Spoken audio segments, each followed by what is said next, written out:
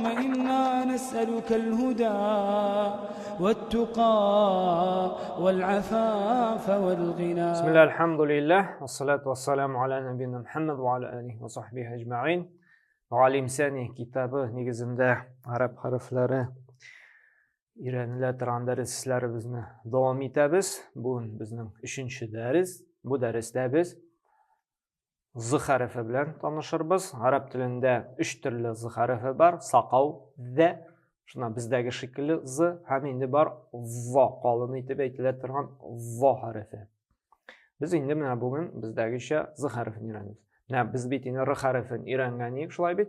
Shu r harfini boratik bir nuqtagina ustiysin ekan. Bir nuqtagina u bizning z harfini aylanadi qo'ya. Odatiy bizdagi z harfi. Z, zi, zu. Uchisida yumshoq. Z, zi, zu. R'da betinde o'zgarish bor shulay ro qalin, ri yumshoq, ru qalin. Amunda uchisida yumshoq. Z, zi, zu. Az, iz, uz.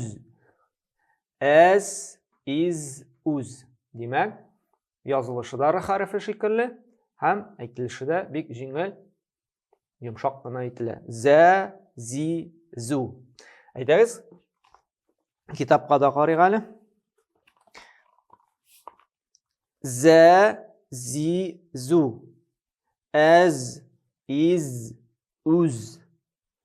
Shundan so'ng ketamiz, qarag'iz. R bilan o'zi.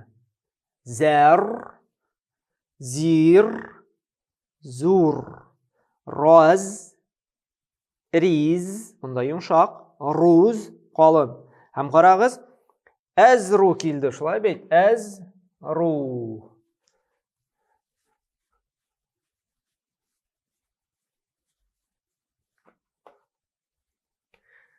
Qarag'iz. Alif, az. Sakindi, az. To'xtadik, shulay ham ru dam bo'ladi. Nishiga o'qiymiz? Boshda azga tushamiz. Az zdan so'ng rga. Azru, azru, azru. Shundan so'ng kasra bilan iz ru, iz ru, iz ru, iz ru.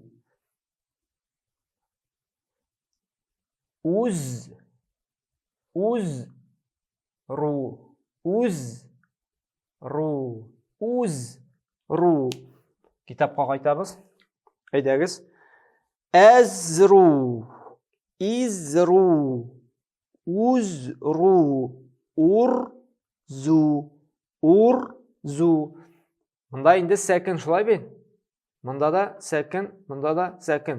Iz to'xtadik shulay. Anari 3-chi harfni aytamiz. Ru, uz, ru. Tag'in bir o'qiymiz ayda. Za, zi, zu.